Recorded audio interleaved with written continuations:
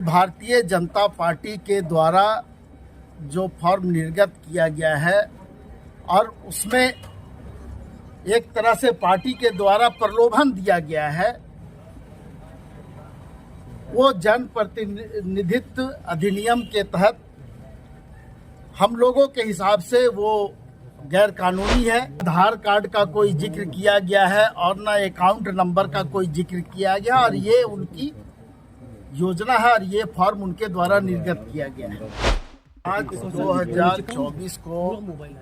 Election commission के द्वारा एक पत्र जारी किया गया था, जो प्रेस नोट के रूप में जारी किया गया था, और उसमें बिल्कुल स्पष्ट रूप से ये लिखा गया था कि जन प्रतिनिधित्व अधिनियम 151 के धारा 123 के आधार पर अगर किसी भी राजनीतिक दल के द्वारा ऐसा कोई कार्य किया जाता है या ऐसा कोई प्रलोभन आम मतदाता को दिया जाता है, तो वो जन प्रतिनिधित्व अधिनियम के तहत कानूनन अवैध होगा। और उसी सिलसिले में आज हम लोग चुनाव आयोग के पास आए हुए थे और हम लोगों ने अपनी बातें रखी, और हम लोगों ने जो मेमोरेंडम उनको दिया है, जो पत्र दिया है आयोग को, उसमें हम लोगों ने ये मांग की है कि जेएमएम सम्मान योजना हम लोग लागू करना चाहते हैं, और उस योजना को आप अनुमति प्रदान करें। चूंकि ये जो 2/5/2024 को जो पत्र दिया गया था, उस पत्र के हिसाब से वो बिना आपके अनुमति के वो लागू नहीं हो सकता है। और वो ये सम्मान योजना है जो जिसका अनुमति हम लोगों ने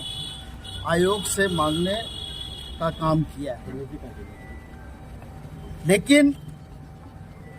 जो बातें हम लोगों के सामने रखी गई है, वो स्पष्ट रूप से कहा गया कि इस विषय में हम लोग विचार करेंगे, और ये जो पत्र जारी किया गया था ये प्रेस नोट था, और इस पर अभी हम तुरंत कोई भी निर्णय नहीं ले सकते। तो आप जैसे और लोग जो भारतीय जनता पार्टी के द्वारा एक योजना चलाई जा रही है, गोगो दीदी सम्मान योजना, उस विषय में भी उन्होंने कहा कि अगर गैर कानूनी होगा तो वो भी गैर कानूनी होगा और ये भी गैर कानूनी होगा, और अनुमति होगा तो दोनों को अनुमति होगा। तो इसलिए स्पष्ट रूप से जो योजना भारतीय जनता पार्टी के द्वारा चलाई जा रही है और जो फॉर्म हम लोगों के पास उपलब्ध है, उस फॉर्म में आप लोग देखेंगे कि ना उसमें आधार कार्ड का कोई जिक्र किया गया है और ना अकाउंट नंबर का कोई जिक्र किया गया, और ये उनकी योजना है और ये फॉर्म उनके द्वारा निर्गत किया गया है। तो इससे स्पष्ट हो जाता है कि भारतीय जनता पार्टी के द्वारा जो फॉर्म निर्गत किया गया है और उसमें एक तरह से पार्टी के द्वारा प्रलोभन दिया गया है, वो जन प्रतिनिधित्व अधिनियम के तहत हम लोगों के हिसाब से वो गैर कानूनी है, और लोगों को दिग्भ्रमित करने के लिए इस तरह का कार्यक्रम भारतीय जनता पार्टी के द्वारा चलाया जा रहा है। आम जनता, आम मतदाता को प्रभावित करने के ख्याल से इस तरह की योजनाएं लाई गई है, और जो फॉर्म में स्पष्ट रूप से जो समझ में आता है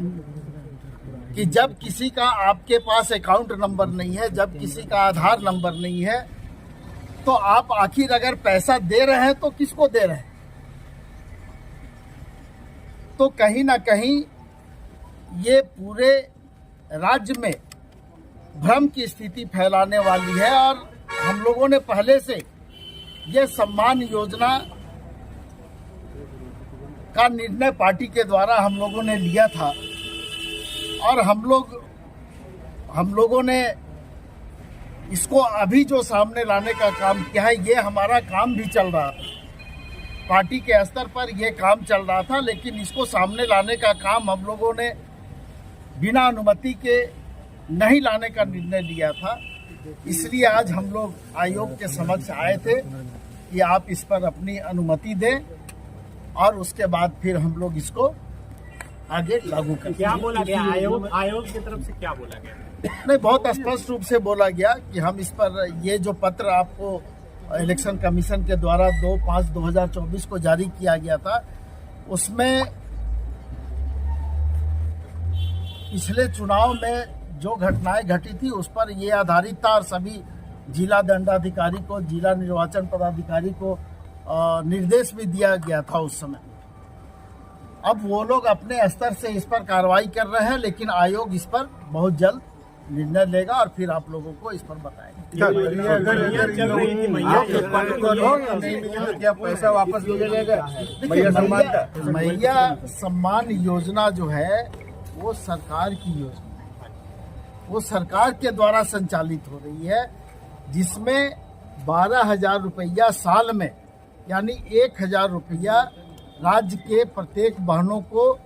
जो प्रति माह उसमें देने का प्रावधान है। और सरकार के द्वारा 52 लाख बहनों को इसका लाभ अभी मिल रहा है। और ये जो योजना आप लोगों के सामने हम लोग ला रहे हैं, वो हम लोगों ने पार्टी स्तर पर उसको करने का निर्णय लिया था और उसमें बिल्कुल स्पष्ट रूप से हम लोगों ने लिखा है कि उस 30,000 रुपया साल में हम लोग